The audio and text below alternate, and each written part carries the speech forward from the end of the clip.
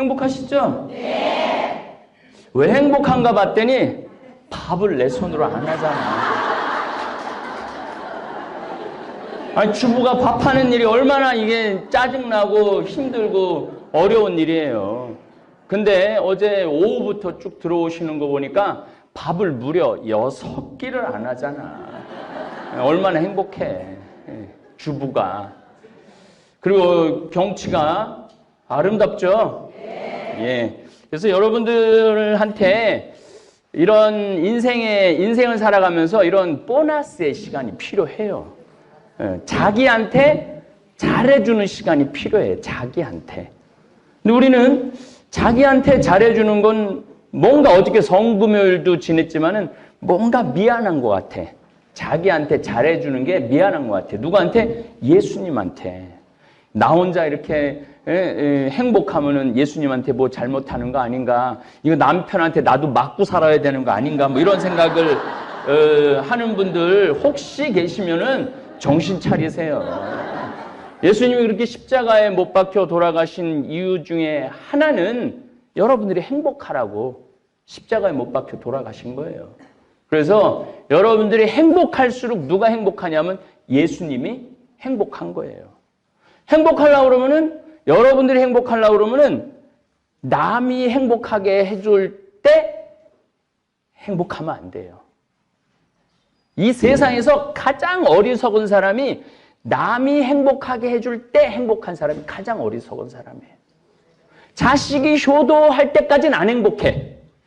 그냥 자식이 효도할 때까지, 전까지는 불행하다가 효도하면 행복해.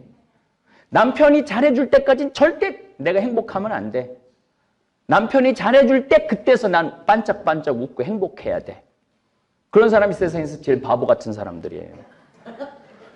그냥 내가 행복하면 안 돼? 아들이 자식이 효도하지 않아도, 남편이 잘해주지 않아도 그냥 내가 행복하면 되지 않아?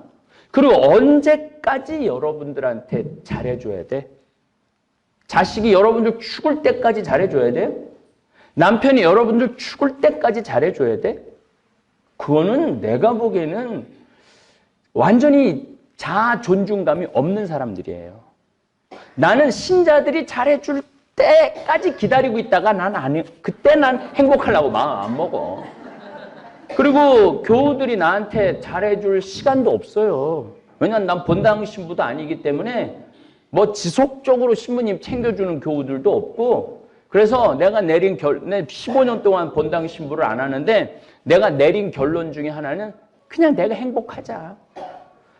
맛있는 거 먹으러 갈 때 그냥 누가 먹으면 돼? 내가 가서 사 먹으면 돼. 누구 돈으로? 내 돈으로. 그래서 여러분들 행복에는 거지 근성을 버려야 돼요. 행복에는 근데 나이를 먹을수록 거지 근성이 생겨.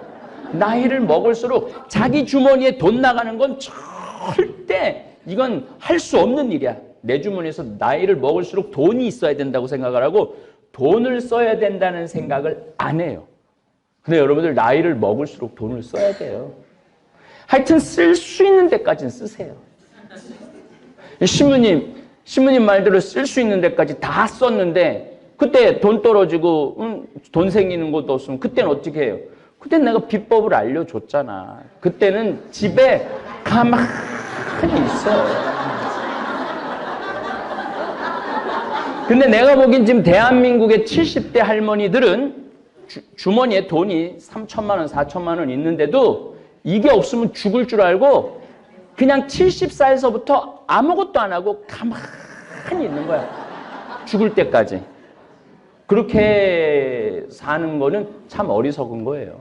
3천만 원 정도 되면은 70대 때 이스라엘 성지순례도 갔다 오고 멕시코 과달루페도 갔다 오고 뭐 내가 또 잠비아 뭐 한 달 피정하는데 거기도 갔다 오고 평창도 갔다 오고 내가 보기엔 그래도 10년 동안 바쁠 거야. 그 80살에 돈 다 떨어지면은 그때는 이제 가만히 있으면 돼. 근데 70살서부터 가만히 있지는 말라는 거예요. 이게 제가 이렇게 강의를 해보면은 이게 안 웃고 뭐가 불만이 꽉 차 있어갖고 입이 나와 있으면 그 늙은 거야. 늙은 거야. 근데 어제 뭐 사무실에 앉아서 들어보니까 방배정 뭐 어쩌고 저쩌고 뭐 막 그냥 막 입이 이만큼들 나와 있어. 근데 오늘 아침 보니까 다 웃는 얼굴이야. 이게 마음이 맑고 깨끗하고 기분이 좋으면요 늙었다라는 기분이 안 들어요. 근데 막 그냥 짜증 부리고 신경질 부리고 되지 않는 고집 부리고 내 나이가 몇 살인데 무시하냐고 그거 늙은 거예요. 오늘은 제가 여러분들한테 오늘 뭐 보니까 늙은 사람이 없어서 이 얘기 해도 될 것 같아요. 3만 달러 우리가 국민소득이 지금 됐잖아요. 그리고 인구 5천만에 3만 달러면은 선진국이에요. 잘 사는 나라예요. 근데 잘 사는 나라인데 우리나라에는 여러 가지 병들이 있어요.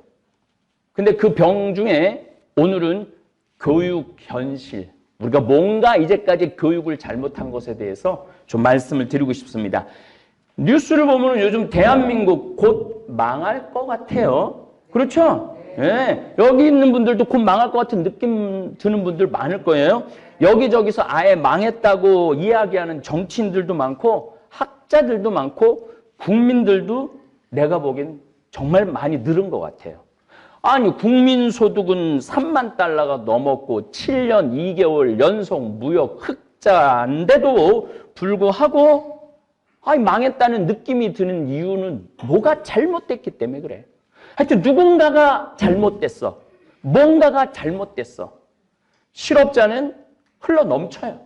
뭐 20대 실업자, 30대 실업자, 오늘 아침에 또 자료를 보니까 40대 실업자가 사상 최악이라고, 취직이 안 된다고. 그래서 그냥 다 굶어 죽는다는 거예요. 다 굶어 죽는다는 거예요. 근데 오늘 보니까 굶어 죽을 사람들이 별로 없어 보이는데 다 굶어 죽는다는 거야. 그런데요, 제가 우리 큰형님도 공장을 운영하는데 40명의 노동자가 있는데 한국 사람은 한 명도 없대요. 다 외국인 노동자예요. 다 외국인 노동자예요. 또 이 농장, 우리 여기 평창에 농장 운영하는 내가 교우들 아는 분들 많은데요. 가보면은요 주인만 한국 사람이에요. 돼지 키우고 소 키우는데 다 누구냐면은 다 외국인들이에요. 여러분들도 아마 그런 거 많이 느끼셨을 거예요. 식당에 가보면은 적어도 한두 명은 외국인 애들이야. 한두 명은. 식당에 가보면은. 뭐 집에 가사 도우미도 외국인 사람들 많고. 아니, 외국인 노동자가 200만 명이야. 200만 명.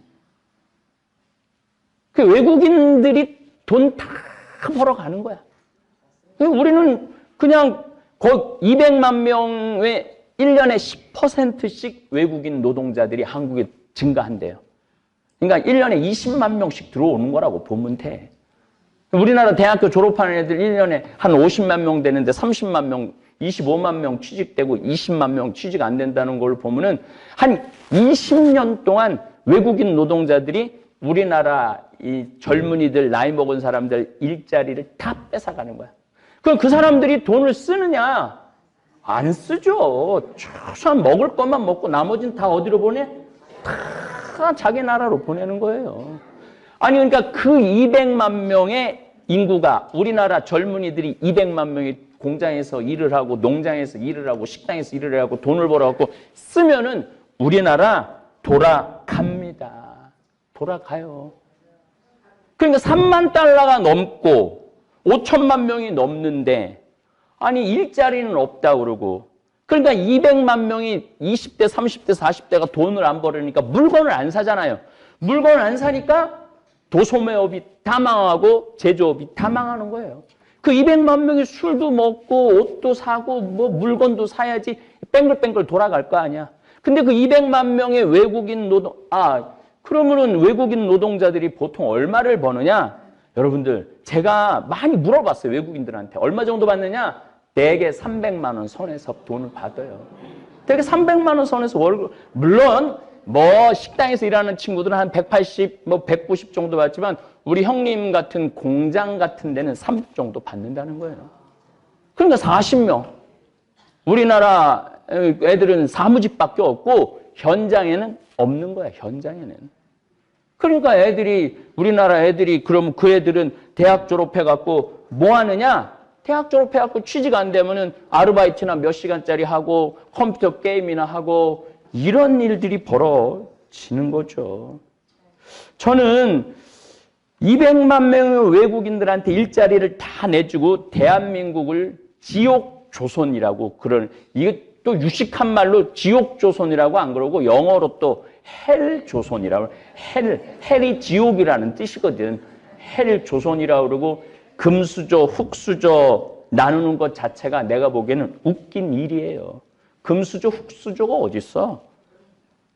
열심히 일해갖고 돈 벌어갖고 행복하게 살면 그게 금수저지.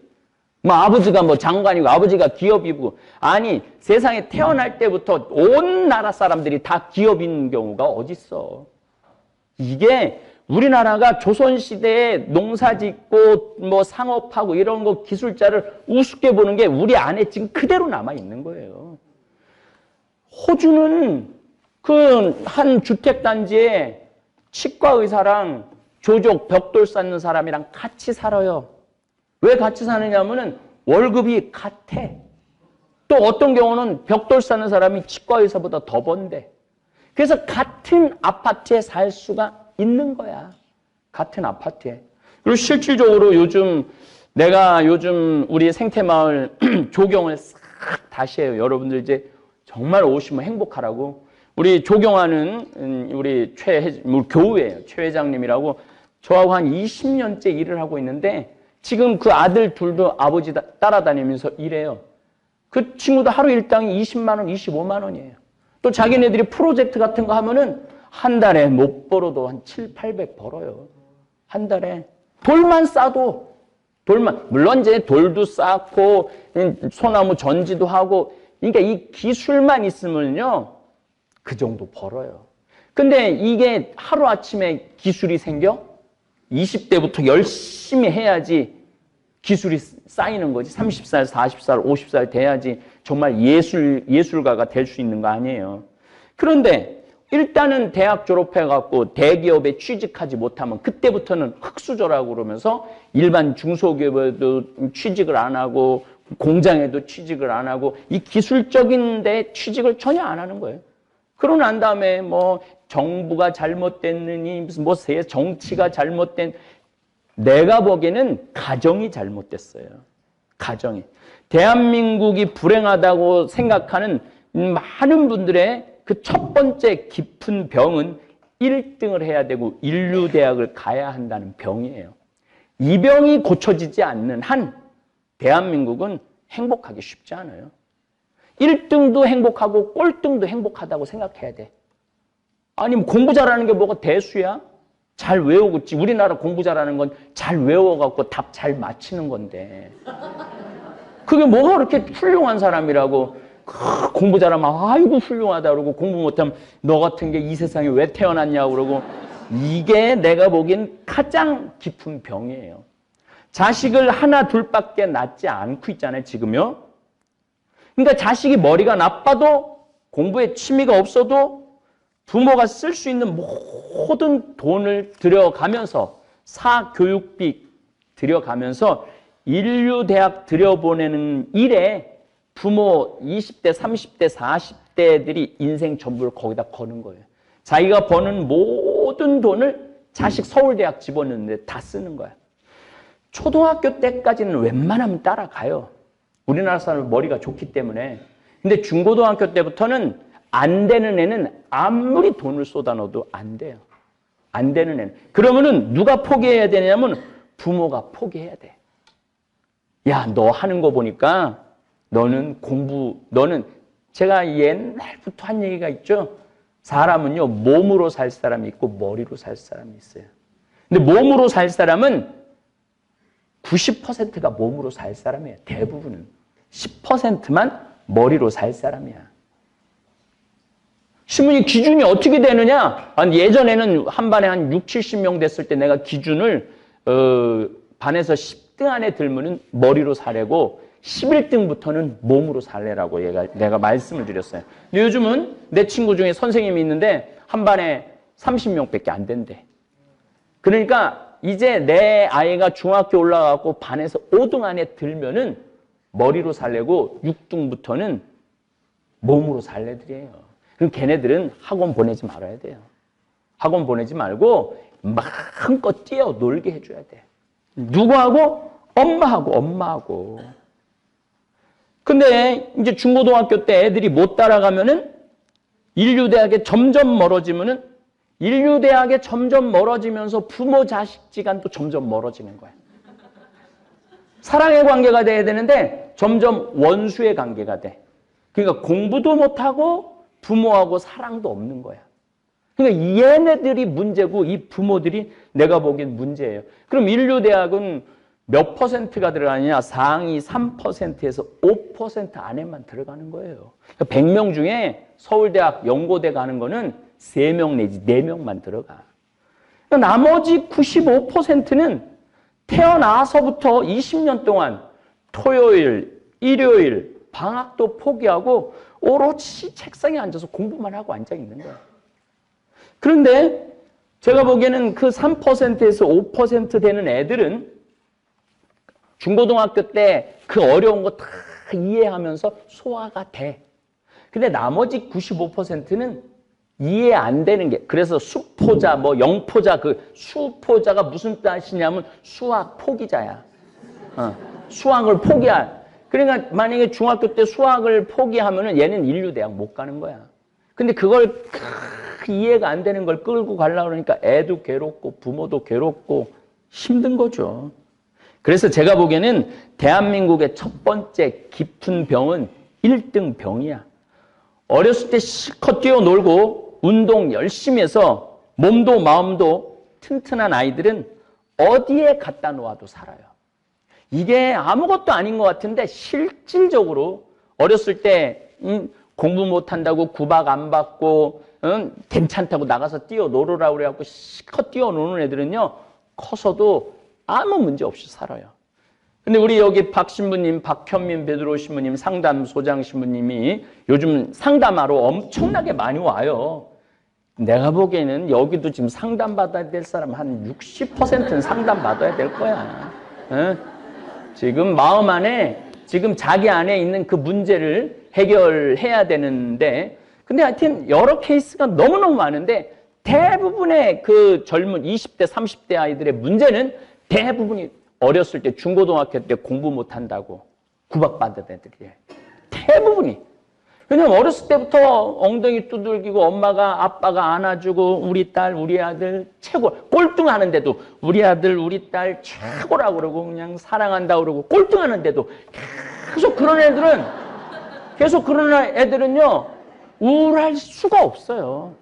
꼴등하는데 엄마가 우리 아들 최고라고 공부 못하면 어떠냐고 황 신부님 얘기하는데 벽돌만 싸도 치과 의사보다 잘 살 수 벽돌만 잘 싸도 돌만 잘 싸도 조경만 잘해도 용접만 잘해도 목공만 잘해도 망치질만 잘해도 할 수 있어. 망치질하는데 무슨 미분 적분 뭐 루트가 뭐가 필요해. 망치질하는데 그냥 망치질 계속하면은 그 쌓이게 돼 있거든요. 그러면 애가 스트레스가 없잖아요. 근데 내가 너 같은 거 낳고 미역국 끓여 먹은 내가 미친년이다. 나가 죽어라. 응? 그렇게 공부할 바에 네 아버지가 얼마나 고생해서 너를 공부시키는데 너 이것밖에 못하냐. 계속 이런 소리를 듣는 애들은요. 우울증에 걸릴 수밖에 없어요. 또 그런 말을 하는 부모의 영혼은 우울증에 걸릴 수밖에 없는 거예요. 우리가 이 병을 고치지 않으면은 대한민국이 10만 달러 국민소득 돼도 소용없어요. 왜냐하면 나머지 돈은 누가 다 갖고 갈 거냐면 외국인 노동자들이 다 갖고 갈 거예요. 그러니까 우리 그 형님 집에서 지금 한 10년째 일하는 베트남 직원은 한 달에 한 400만 원 정도 번대거든요. 거기에 빌딩을 갖고 있다는 거예요. 빌딩을. 베트남에. 여기 우리 중국 내가 뭐 이제 만나면 물어봐요. 직접 그 중국에 연변에서 온 분들 보면은 자기 지금 뭐 호텔 하나 사놨다고 그러고. 그러니까 여기 있는 돈은 다 어디로 갖고 가냐면은 뭐 중국으로, 베트남으로, 우즈베키스탄으로 다 이쪽으로 다 가는 거야. 그리고 그냥 우리나라는 3만 달러는 넘는데 쫄쫄 라면 끓여 먹고 뭐 저기 뭐 편의점에서 도시락 사 먹고 그러면서 흑수저니 뭐니 그런 얘기를 지금 하고 있는 거죠.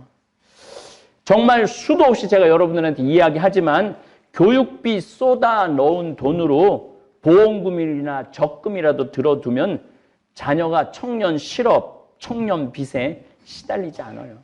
내가 애를 딱 낳았어. 그럼 얘한테 쏟아내는 거 나가서 엄마 돈 벌고 그러지 말고 그냥 남편 돈 버는 걸로 먹고 살면서 얘 지금 고등학교까지 전부 다 이제 무상교육이죠? 그러니까 나라에서 다 대주잖아요. 그러니까 거의 학비로 들어갈 게 없어. 그러면 그 20년 동안 한 달에 100만 원씩만 저금을 해봐. 애 졸업할 때 계산해 보니까 2억 4천 모을 수 있어. 얘는 고등학교 졸업하자마자 2억 4천 딱 생기는 거야. 그러니까 20년 동안 학원 안 다니고 맨날 뛰어놀았으니까 애는 튼튼할 거고. 엄마 아빠하고 사랑했다면은 얘는 엄마 아빠하고 원수 안 되고 멀지 않고 아주 가까울 거고. 2억 4천 쥐는 거 아니야. 그리고 대학 안 들어가면 대학에 또 들어가는 돈이 보통 한 1억 6천 된다고 그러거든요.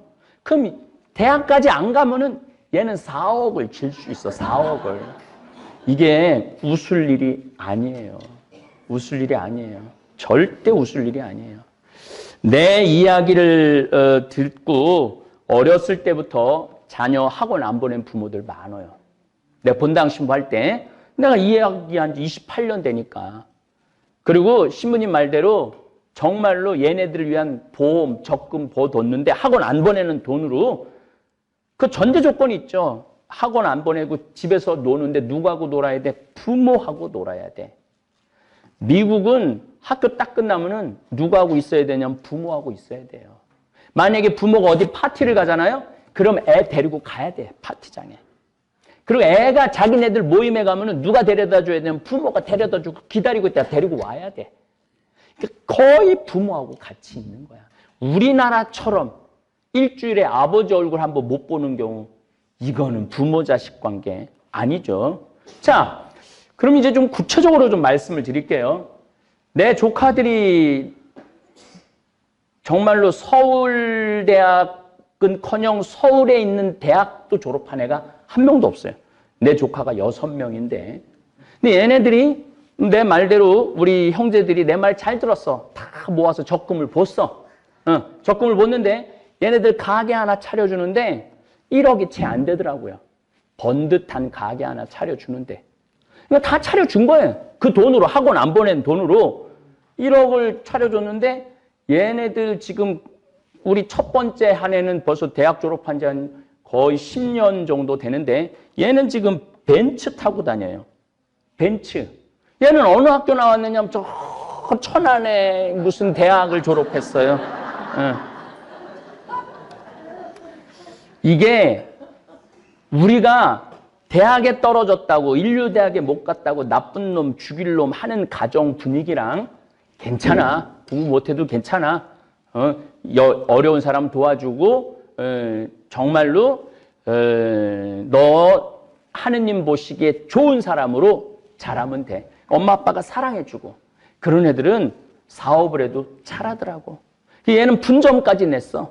그래서 내가 얼마 전에 우리 아버님 기일이라 온 이제 조카 이제 손자 손녀들이 다 모였죠. 내가 얘기했어요. 야, 너 요즘 그 이제 조카가 그 사업을 하는 애들이 2명 있는데 니네들 요즘 최저임금이라고 뭐 직원을 줄인다든가 월급을 덜 준다든가 그거 꿈도 꾸지 마. 너 벤츠 타고 다니잖아. 너 네가 데리고 있는 직원 뭐 5명인가 6명이래. 네가 데리고 있는 직원들한테 최저임금 적용하지 말고 보너스 줄 수 있는 거 보너스 주고 할 수 있는 거 해. 그랬더니 참 기분 좋은 소리를 들었어요. 삼촌, 내가 이거를 시작한 지가 한 4년 되는데 그 4년에 시작했던 사람들 다 그대로 있다는 거야. 안 나가고. 그래서 보너스도 주고 그런다는 거야. 그래. 그러면 넌 사업 잘 되고 얘 저 지방대학 나오네요. 저 지방대학 나오네요. 그래서 내가 얘기했어. 너 이제 5년 되면은 그 직원한테 그야말로 쉽게 말하면은 그냥 편의점 직원들이라고 생각하면 돼. 너 5년 정도 지나면 그 직원한테 제주도 가족 여행권 끊어줘. 다 같이 잘 살아야 돼. 너만 잘 살면 안 돼.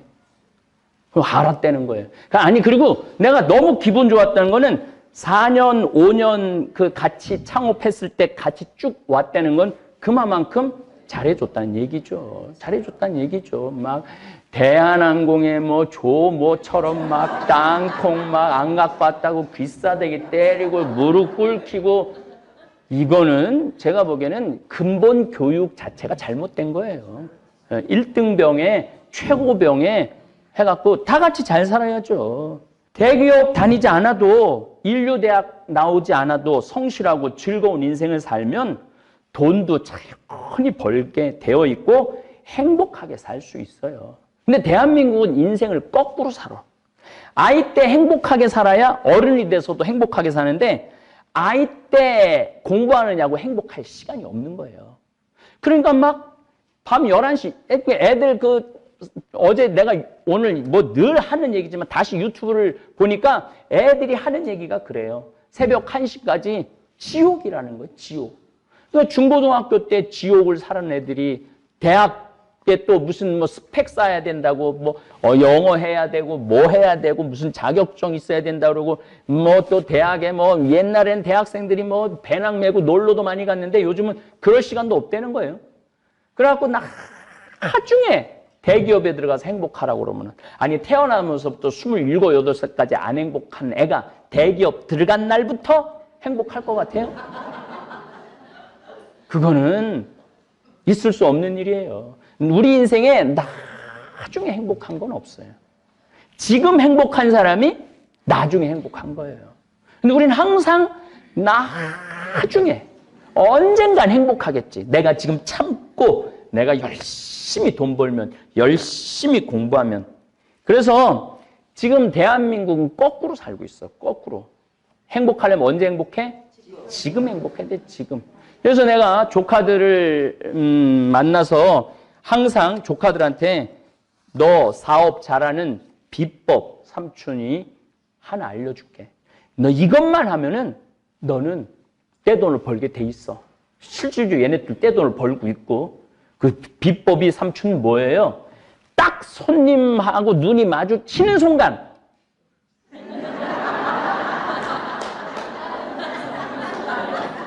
웃어라. 웃어라. 그 물건 사갖고 나가는 손님한테 감사합니다. 그 말만 해라. 그러면은 옆 가게 가던 손님도 니네 가게로 온다.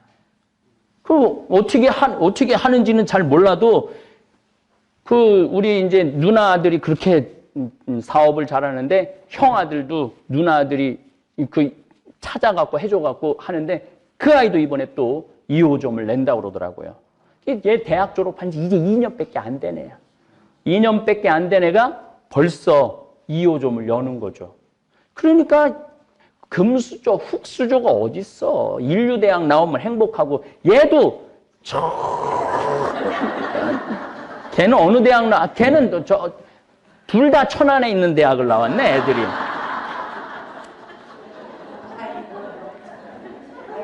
그러니까 대한민국 많은 부모들은 20년 동안 헛돈 쓰고 허송세월 보내는 부모들이 너무너무 많아요. 헛돈이에요, 헛돈. 아니 머리가 이해가 안 되는 애 학원 밤 11시, 12시까지 붙잡아 놓는다고 걔가 서울대학을 가요? 그 시간에 엄마 아빠랑 노는 게 낫지. 근데 엄마 아빠랑 놀면은요 나쁜 생각은 안 해요. 근데 학원에서 자기네들끼리 모여서 학원 보낸다고 다 학원에서 공부한다고 생각하면 여러분들 오산입니다. 그 또래 애들이 모이면은요 나쁜 거는요 금방 퍼져요. 어쨌든 지금 한국은 헬, 조선, 흙수저, 금수저 이런 얘기하는데 첫 번째 진단이 잘못된 거예요. 취직이 잘못되느니 정부 경제가 무너지니 이거는 완전히 잘못된 진단이에요. 아니 7년 2개월 연속 무역 흑자에다가 국민소득 3만 달러가 넘는데 5천만 명이 그러면은 획획 돌아가야 되는데 왜 획획 돌아가지 않느냐 하면 우리나라에 200만 명의 외국인 노동자들이 돈을 벌어갖고 우리나라에서 쓰면 돌아가죠. 근데 그 돈을 벌어갖고 다 어디다 갖다 주냐면 자기 나라로 다 보내. 이 사람들은 밥만 먹고 사는 거야. 여기서 밥만 먹고. 돈은 다 어디로 보내? 다 자기네 나라로 보내는 거야. 그런데 그 외국인 노동자한테 일자리를 다 내주고 더럽고 힘들고 어려운 일, 3D라고 그러죠? 이런 일은 아무도 안 하려고 그러니 거기 들어올 수밖에 없고. 그리고 더럽고 힘든 일은 안 하고 대기업에서 펜대 굴리는 일만 일이라고 생각하고 앉아있고 그 20대에 혈기 넘치고 힘 흘러 넘치는 애들이 그냥 집에서 컴퓨터 게임이나 하고 앉아있으니 이 나라가 돌아갈 것 같아요. 이거 근데 여러분들이 그렇게 만든 거예요. 남 탓이 아니라는 얘기예요. 내 새끼 아니 공장에 나가고 일하면 어때? 아, 내 새끼 바깥에 나가갖고 못질하면 어때? 돌 싸면 어때? 그런데 그거 하면은 내가 그거 하려고 너 그 돈 쏟아 넣어갖고 그렇게 가르쳤는 줄 아느냐? 이러고 있는 대한민국의 부모가 문제예요. 저는 내 친구가 하나 있는데 이 친구가 참 기가 막힌 얘기를 해요. 내 친구가 내 말을 아주 잘 듣는 친구야. 애가 셋이 있는데 셋 다 학원을 안 보냈대. 그리고 신부님 말대로 애들이 문제가 아니라 내가 문제여갖고 자기는 노후대책연금을 줬대. 지금 회사 생활하고 있는 아이예요. 얘는 자기 노후대책연금을 2개를 부어갖고 하나는 한 달에 한 120만 원 나오고 한 달에 한 50만 원 나오는 걸 부어놨대. 끝났대 다. 요새 10년, 15년 부으면 그거 다 되거든요. 그거 끝나고 자기는 65살서부터 기본적으로 170만 원이 나온대. 기본적으로. 그리고 회사 연금이 뭐 한 200만 원 정도 국민연금이 나올 수 있도록 다 해놨대. 370만 원이 죽을 때까지 나오는 거야. 그러니까 얘는 지금 나 55살인데 나하고 친구니까 얘는 애들을 봐도 하나도 걱정이 안 되는 거야. 아무리 공부를 못하고 제대로 학교를 못 나와도. 그러니까 뭐 애들이 뭐 물리치료사 뭐 이런 거 저런 거 뭐 다 해갖고 그냥 버는데도 걔네들도 스트레스 하나도 안 받는 거야. 아, 나 65살서부터 죽을 때까지 한 달에 한 370만 원 나오는데 뭐 애들이 만약에 굶는데 와서 먹어. 자기는 늙어서도 돈이 나오니까. 근데 이거를 할 수 있었던 유일한 이유는 학원을 안 보낸 돈으로 노후대책연금을 든 거야. 그러니까 우리나라의 이 병 중에 하나가 애가 대학을 떨어지면은 엄마가 이렇게 얘기해요. 너하고 나하고 접시에 코 박고 죽자.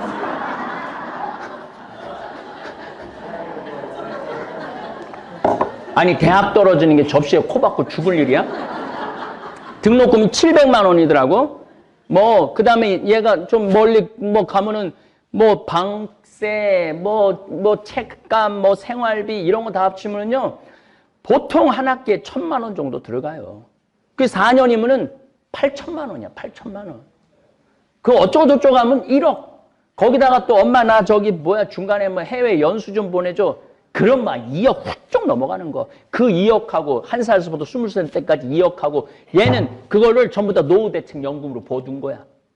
그러니까 돈 자연스럽게 나오고 애한테 스트레스 안 주고 부모도 뭐 처음부터 포기했으니까 우리 애가 서울대학을 못 들어가고 패배감 이런 거 하나도 없고 그리고 죽일 놈 살릴 놈 뭐 너 같은 거 낳고 내가 미역국 끓여 먹은 내가 미친년이다 미친놈이다 뭐 이런 얘기 안 해도 되고 애들도 토요일 날 일요일 날 엄마 아빠랑 언제나 식사하고 맛있는 거 하고. 그래서 대한민국의 첫 번째 병은 지금 경제가 나쁜 것도 아니고 정부가 정책을 잘못하는 것도 아니에요. 누가 정책을 잘못하느냐? 부모가 정책을 잘못하는 거예요. 부모가. 남들 다 학원 보내는데 내 애만 안 가면 내 애만 바보 되는 것 같은데 그 학원 가는 애들이 바보 애들이에요. 학원 가는 애들이 학원 보내는 부모가 바보고. 그러니까 병이라는 게 내가 그래서 지금 이 목을 내갖고 목청을 놓아갖고 얘기하는 거 아니에요. 그리고 내가 왜 이런 얘기를 이렇게 자신 있게 얘기하느냐면 우리 조카 6 전부 다 지방대학 나온 애들이야. 공부 못했다고 부모들이 한 번도 혼낸 적 없는 애들이에요.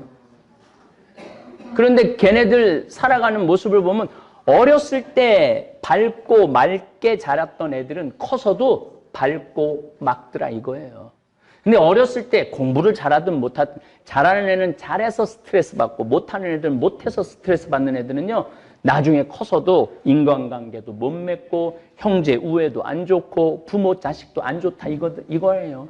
그러니까 대한민국의 첫 번째 병은 정치에 있는 것도 아니고 경제에 있는 것도 아니고 어디에 있느냐면 가정에 있는 거예요. 가정. 우리는 교육의 의미를 잘 모르는 것 같아요. 교육은 학교가 시키는 것이라고 생각하고 부모는 애한테 아무것도 안 가르쳐. 근데 여러분들 교육하고 공부는 다른 거예요. 교육은요. 인간이 어떻게 살아야지 인간답게 살 수 있고 어떻게 살아야지 행복하게 살 수 있고 이걸 가르치는 게 교육이에요. 공부는 수학, 영어 잘하는 게 공부지.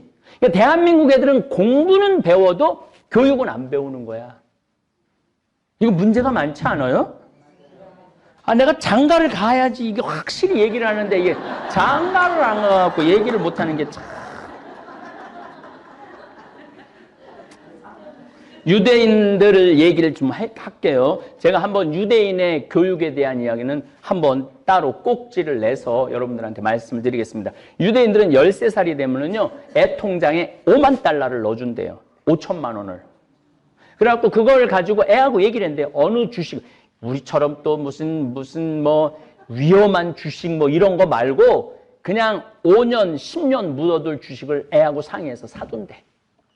그래갖고 13살짜리가 5천만 원이 자기 통장에 있고 그 주식에 가 있어.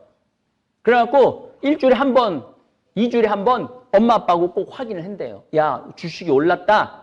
그러면 얘는 왜 올랐는지, 왜 떨어졌는지 정치, 경제, 세계 다 그냥 공부되는 거야. 아니, 내 주식이 지금 오르고 내 주식이 떨어졌는데 그것도 13살짜리 애 통장 안에 5천만 원 있어갖고 들락날락 하는데 얘가 사회, 경제, 정치에 관심이 있겠어요, 없겠어요? 제대로 된 교육을 해야 되는데 우린 그냥 학원만 보내면 있는 돈 없는 돈 쏟아갖고 좋은 학원, 강남에 해보는 그게 교육이라고 생각하는 게 병 중에 병이라는 거예요. 대학은 나왔지. 20년 동안 그렇게 해갖고 내가 말하는 대학은 인류대학 얘기 아니에요. 그냥 대학 나온 얘기 하는 거예요. 그냥 대학은 나왔는데 자기가 인류대학 나왔다고 착각하는 거예요. 그래서 더럽고 힘들고 어려운 일은 안 하고 양질의 일만 찾아 떠나기 때문에 더럽고 힘들고 어려운 일들은 외국인 아이들이 다 하는 거예요. 그래서 그 돈 다 자기네 나라로 보내고 우리는 일이 없다. 경제가 안 돌아간다. 20대, 30대, 40대가 돈을 써야지 경제가 돌아갈 거 아니야. 근데 얘네들이 돈을 벌어야지 돈을 쓸 거 아니야. 그럼 취직을 해야 되는데 대기업은 5%, 10%밖에 못 들어가고 나머지 못 들어가면은 그때부터 헬 조선인이 흑수저니 그렇게 얘기를 하는 거예요. 그리고 여기 내가 이제 문경도 이제 집을 이제 짓기 시작을 할 건데 거기 보면은요 다 외국인 애들이 와서 집을 줘요. 그러니까 집도 다 외국인 애들이 다 벌어 가는 거야. 기술이 없는 나라는 망할 수밖에 없어요. 베네수엘라는 석유 매장량이 세계 1위인데 모든 물품을 수입을 해서 썼어요. 기술을 축적하지도 않고 종이 만드는 공장도 없었어요. 결국 석유가 이렇게 펑펑 나오는데도 먹을 물이 없어서 나라를 탈출하는 사람이 수백만 명이에요. 지금 젊은이들이 기술자로 산업 전선에 뛰어들지 않으면 앞으로 20년 이내로, 짧게는 10년 이내로 우리나라 베네수엘라 꼴 날지도 모릅니다. 시골의 농사도 외국인 노동자가 짓고 소, 돼지도 키우는 농장도 외국인 노동자가 짓고 공장에 납땜 많은 것도 외국인 노동자가 하고 프레스 찍어내는 것도 외국인 노동자, 외국인이 흘러 넘치고 있어. 하다못해 옷 만드는 공장도 외국인이 와서 하고 있어요. 젊은이들이 우리나라 대한민국 젊은이들이 기술을 배워서 10년, 20년 후에는 장인으로 성장할 수가 있는데 모두 펜떼 굴리는 회사에만 취직하려고 하니 이 나라가 제대로 굴러갈 리가 없죠. 제가 20년 전에 이제 자식 안 낳는 세상이 올 거라고 강의했어요. 20년 전에. 한번 뒤져봐요. 내가 그 얘기 했어. 이제 자식 안 낳는 세상 올 거다. 근데 정확하게 맞았죠? 그리고 20년 전에 여러분들 안 죽는다고 내가 얘기했는데 정확하게 맞았죠? 네? 정확하게 맞았죠? 내가 또 얘기할 거예요. 지금 더럽고 힘들고 어려운 일에 20대 애들이 기술을 배우지 않으면 우리나라 20년 후에 망해요. 망하게 돼 있어요. 그래서 이 국민들이 이 생각을 바꿔야 돼. 그래서 나는 이거 아무리 말해도 소용이 없더라고. 그래서 내가 아주 요즘 가슴이 벌렁벌렁거리는 프로젝트 하나를 내가 지금 생각하고 있어요. 이제 문경이 뜻하지 않게 생겼잖아요. 그럼 여기는 뭐 피정객들이 너무너무, 여긴 정말 피정하는 분들이 오는 거야. 근데 문경은 많은 프로젝트를 할 수 있겠더라고요. 거기는 땅도 넓고 할 수 있는 공간이 너무너무 많아. 그래서 열심한 우리 젊은 천주교 신자들, 저지방대학, 난 저지방대학까지 갈 것도 없다고 생각해. 이 강의를 듣는 대한민국 천주교 신자, 열심한 신자 엄마 아빠들 내 말을 잘 새겨 들으세요. 나는 한다고 그러면 거의 하니까. 문경에 정말로 열심한 아이들 대학 졸업하지 않아도 아무 상관없어. 우린 지금도 대학 졸업하나 고등학교 졸업하나 첫 월급은 230만 원이야. 그 월급 우리 많이 주더라고. 내가 어저께 자료를 보니까 첫 월급은. 그리고 나는 학력 전혀 따지지 않는 사람이야. 내가 보기엔 여기 명문대학 나온 사람들 많이 왔다 갔는데 일주일 만에 가는 사람 많아요. 그래서 내가 명문대학 우습게 보는 거예요. 다른 사람하고 어울리지 못하고 혼자 잘난 척하고 어울리지 못하는 사람은 회사에 필요가 없거든요. 그래서 어쨌든 난 문경에 지금 무슨 프로젝트를 지금 할 거냐 하면은 내가 지금 잠비아의 에코 카사리아라고 1000만 평 여의도 12배만한데 뭐를 세우냐면 도시를 하나 세워요. 그러니까 세우다 보니까 뭐가 필요하냐면은 전기, 배관, 토목, 중장기, 조적, 조경, 농사, 가축, 농장 이 모든 기술자가 다 필요해. 그래서 아예 이제 원정대를 꾸밀 거야. 미션 원정대를 꾸밀 거야. 고등학교 졸업한 애들 중에 열심한 천주교 신자 애들. 뭐 사명감. 그래서 이런 나는 봉사활동 하다가 살 거야. 봉사활동 하다가 나는 죽을 거야. 나 이제 돈 버는데 사실은 3만 달러가 넘으면은 그렇게 살아야 돼요. 돈 그렇게 많이 필요하지 않거든. 아까 말했잖아요. 애들 학원 안 보내고 연금 들어두면은 죽을 때까지 한 달에 한 350에서 400원 버니까 그러니까 엄마 아빠 부양도 신경 안 써도 되고 내가 정 먹을 게 없으면 엄마 아빠 집에 가서 먹어도 되고 그리고 그냥 막 경쟁사회에 뛰어들어가고 막 서로 막 시기하고 질투하고 막 시험 봐갖고 떨어지고 막 밀어내고 막 끌어내리고 막 이러지 말고 이런 기술을 다 배우면은 한 번에 50명씩 젊은이들 팀을 만들어갖고 카사리아 도시 건설하는데 보낼 거예요. 월급을 안 주느냐? 최저임금 230만 원 적용해갖고. 그러니까 얘네들은 기술도 있고 가서 이 아프리카의 도시도 건설하고 의미 있게 사는 거지. 그리고 그렇게 살다가 보면 인생이 참 즐거워요. 내가 시키는 대로만 살면은 즐겁게 살 수 있어. 시키는 대로만. 그래서 옆에 지금 앙골라, 탄자니아, 이 나미비아 이런 나라들이 있는데 많이 우리 이런 프로젝트를 해달라고 많이 오는 거야. 그러니까 제1원정 별동대, 제2원정 별동대 이렇게 해갖고 정말로 우리나라에 머리 나쁘고 마음 착하고 몸 튼튼한 애들만 뽑아갖고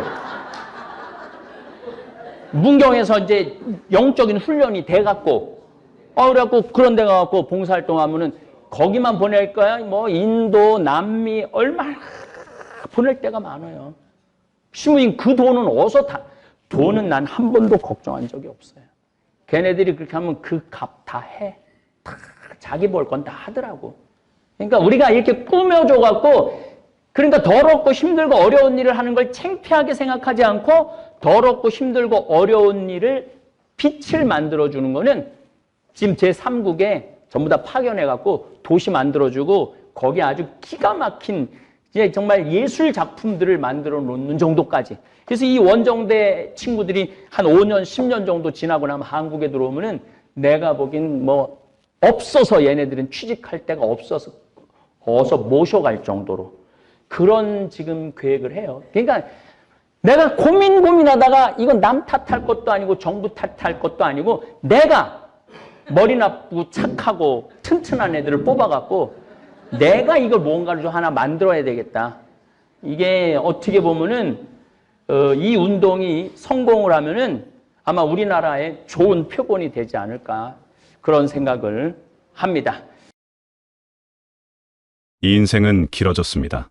의학의 발달과 생활 수준의 향상 덕분에 우리는 이전 세대보다 훨씬 더 긴 시간을 살아갑니다. 그런데 이 길어진 인생 앞에서 많은 분들이 막연한 불안을 느낍니다. 특히 자녀를 둔 부모라면 아이의 미래를 위해 지금 이 순간 무엇이든 해주어야 한다는 강박에 사로잡히기 쉽습니다. 학원비로 통장이 비워지고 아이의 성적표를 볼 때마다 가슴이 철렁 내려앉습니다. 그렇게 모든 에너지를 자녀에게 쏟아붓다 보면 정작 자신의 삶은 뒷전으로 밀려납니다. 하지만 여러분, 우리에게 남은 시간도 결코 짧지 않습니다. 아이를 위한 헌신은 아름답지만 그 헌신이 자신의 미래를 저당 잡는 일이 되어선 안 됩니다. 요즘 부모들에게 교육은 단순한 배움의 문제를 넘어섰습니다. 그것은 불안의 다른 이름이 되었습니다. 아이가 좋은 대학에 가지 못하면 어쩌나, 남들보다 뒤처지면 어쩌나 뜻없는 걱정이 마음을 짓누릅니다. 그래서 더 많은 학원을 보내고 더 비싼 과외를 시킵니다. 옆집 아이가 수학학원을 3군데 다닌다는 말을 들으면 우리 아이도 뭔가 더 해야 할 것 같은 조급함이 밀려옵니다. 아이의 성적이 곧 부모의 자존심이 되는 시대입니다. 성적표의 숫자 하나가 내 양육의 성패를 증명하는 것처럼 느껴집니다. 이런 불안은 어디서 오는 걸까요? 사회가 만들어낸 경쟁의 구조 속에서 우리는 끊임없이 비교당하고 또 비교합니다. 누구는 어느 대학에 갔다더라. 누구는 벌써 좋은 직장에 들어갔다더라. 이런 이야기들이 귓가를 맴돕니다. 그러다 보니 아이가 지금 행복한지, 무엇을 좋아하고 어떤 꿈을 꾸는지는 중요하지 않게 됩니다. 오직 점수와 등수만이 중요해집니다. 부모는 아이를 위한다고 생각하지만 정작 아이는 그 무게에 짓눌립니다. 공부하라는 잔소리는 늘어나고 대화는 줄어듭니다. 밥상에 둘러앉아도 할 말이 없습니다. 시험 점수와 학원 숙제 이야기만 오갈 뿐입니다. 그렇게 관계는 조금씩 멀어집니다. 부모는 아이를 위해 모든 걸 쏟아붓는데 왜 아이는 고맙다는 말 한마디 없는지 서운합니다. 아이는 아이대로 자신의 마음을 몰라주는 부모가 답답합니다. 서로를 위한다고 하면서도 서로에게 상처를 줍니다. 이 불안의 악순환 속에서 가장 큰 희생자는 결국 부모와 자녀 둘 다입니다. 부모는 지쳐가고 아이는 마음의 문을 닫습니다. 이것이 정말 우리가 원했던 교육의 모습일까요? 진짜 교육은 무엇일까요? 비싼 학원에 보내고 유명한 선생님을 찾아다니는 것이 교육의 전부는 아닙니다. 물론 아이에게 필요한 배움의 기회를 제공하는 것은 중요합니다. 학교 공부를 따라가는데 도움이 필요하다면, 아이가 진심으로 좋아하는 분야를 더 깊이 탐구하고 싶어 한다면 그런 배움은 의미가 있습니다. 하지만 실제로는 어떤가요? 아이가 원하지도 않는 학원에, 성과도 보이지 않는 곳에 계속 보내면서 단지 남들도 다 한다는 이유로 뭐라도 해야 할 것 같다는 불안 때문에 돈을 쓰고 있진 않나요? 교육의 본질은 삶을 배우는 것입니다. 수학 공식을 외우고 영어 단어를 암기하는 것도 필요하지만 그것만으로는 충분하지 않습니다. 아이가 세상을 살아가는데 정말 필요한 것은 무엇일까요? 책임감, 배려심, 회복 탄력성, 자기 자신을 돌보는 법, 다른 사람과 건강하게 관계 맺는 법, 실패를 받아들이고 다시 일어서는 용기, 이런 것들은 학원에서 가르쳐주지 않습니다. 부모와의 관계 속에서, 일상의 경험 속에서 배우는 것들입니다. 함께 밥을 먹으면서, 이야기를 나누면서, 때로는 갈등하고 화해하면서 배우는 삶의 기술들입니다. 아이가 설거지를 도와줄 때, 동생과 장난감을 나눠 쓰는 법을 배울 때, 약속을 지키고 실수를 인정하는 법을 익힐 때, 그것이 바로 교육입니다. 시험 점수보다 훨씬 더 중요한 배움입니다. 그런데 우리는 이런 것들을 놓치고 있습니다. 아이를 학원에 보내느라, 성적을 걱정하느라, 정작 중요한 것들을 가르칠 시간이 없습니다. 아이와 함께 있는 시간조차 공부 이야기로 채워지고 맙니다. 그렇다면 우리는 무엇을 해야 할까요? 답은 의외로 간단합니다. 조금 내려놓는 것입니다. 아이가 1등을 해야 한다는 집착, 남들보다 앞서야 한다는 강박, 명문대에 가야만 성공한다는 믿음을 내려놓는 것입니다. 쉽지 않은 일입니다. 주변의 시선도 신경 쓰이고 아이의 미래도 걱정됩니다. 하지만 그 집착을 조금만 내려놓아도 놀라운 변화가 일어납니다. 아이에게 잘했냐고 묻는 대신 괜찮냐고 물어보세요. 성적표를 보고 한숨 쉬는 대신 고생했다고 말해주세요. 학원 하나를 줄이고 그 시간에 아이와 함께 걸으세요. 아무 말 없이 그냥 걷기만 해도 좋습니다. 말 없는 동행만으로도 마음은 통합니다. 공부 이야기가 아닌 다른 대화를 나누어 보세요. 아이가 무엇을 좋아하는지, 요즘 무슨 생각을 하는지 진심으로 궁금해하며 들어주세요. 그러면 조금씩 관계가 회복됩니다. 닫혔던 마음의 문이 다시 열립니다. 부모의 진심이 전해지면 아이도 변합니다. 억지로 시켜서 하는 공부가 아니라 스스로 찾아서 하는 배움이 생깁니다. 부모가 인정해주고 믿어주면 아이는 자신감을 얻습니다. 실패해도 괜찮다는 것을 알면 더 과감하게 도전합니다. 사랑받고 있다는 확신이 있으면 어떤 어려움도 견딜 수 있습니다. 결국 우리가 아이에게 남겨줄 수 있는 가장 큰 유산은 재산도 학벌도 아닙니다. 사랑받았다는 기억입니다. 부모가 나를 있는 그대로 받아들이고 사랑했다는 그 따뜻한 기억이 평생을 지탱하는 힘이 됩니다. 이제 우리 자신에 대해 이야기해 보겠습니다. 많은 부모들이 자녀를 위해 헌신하면서 자신의 삶은 뒤로 미룹니다. 아이에게 더 많이 주기 위해 자신은 참고 아낍니다. 아이 학원비를 마련하느라 자신을 위한 지출은 최소화합니다. 아이의 미래는 열심히 준비하면서 정작 자신의 미래는 준비하지 못합니다.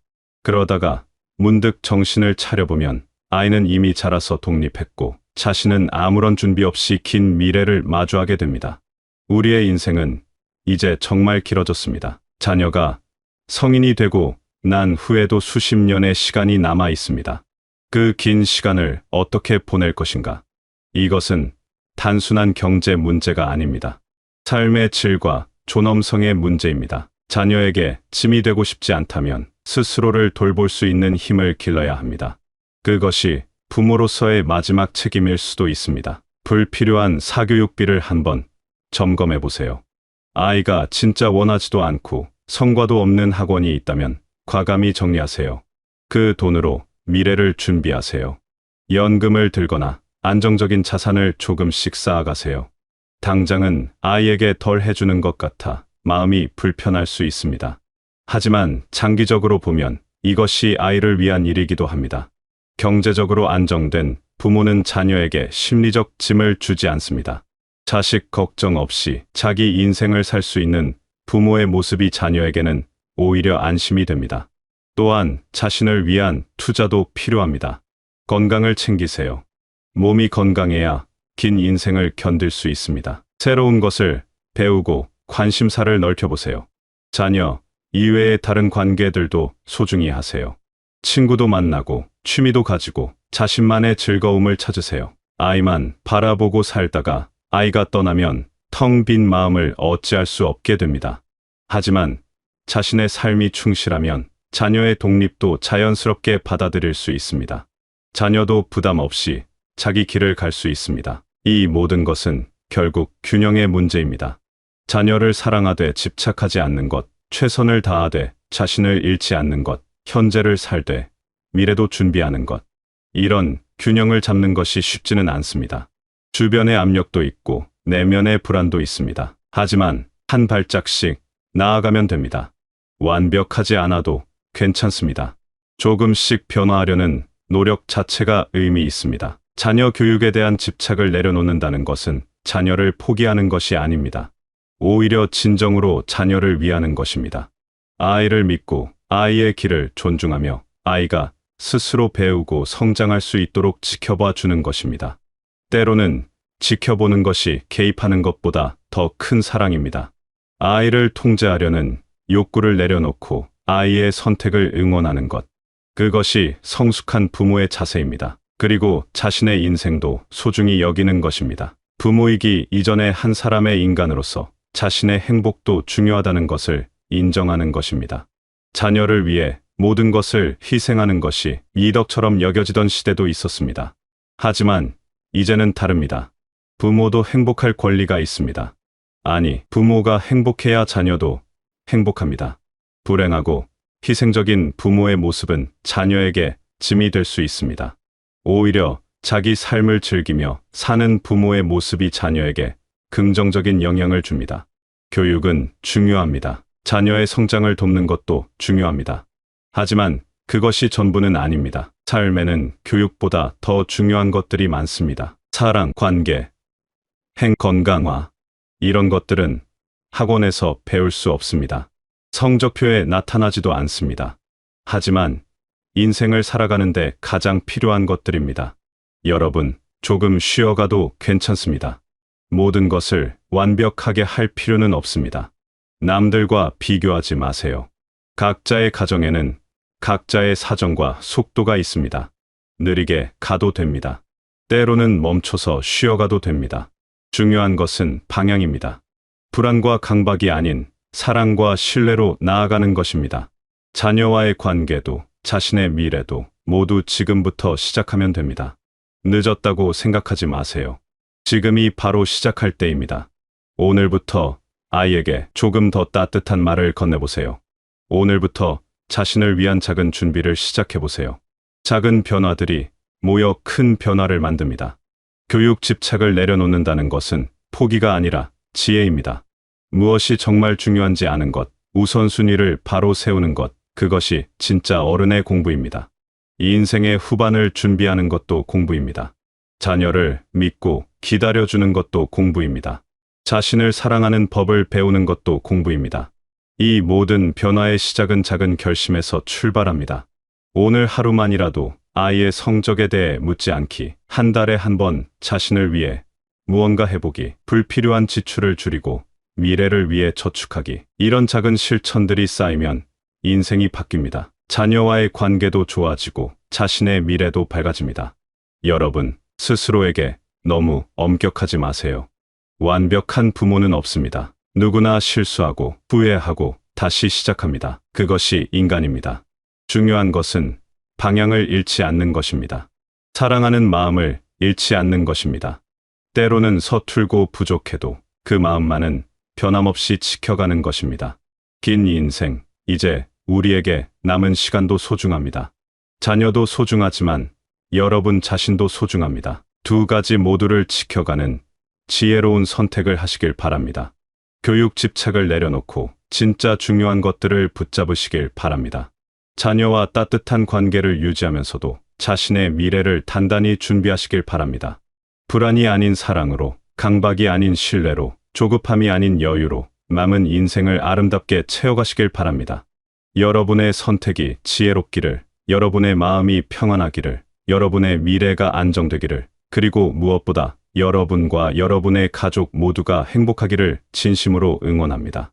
내려놓는 용기를 내신 여러분께 깊은 존경과 따뜻한 위로를 보냅니다. 여러분은 이미 충분히 잘하고 계십니다. 조금만 더 자신을 믿고 자녀를 믿고 앞으로 나아가시길 바라겠습니다.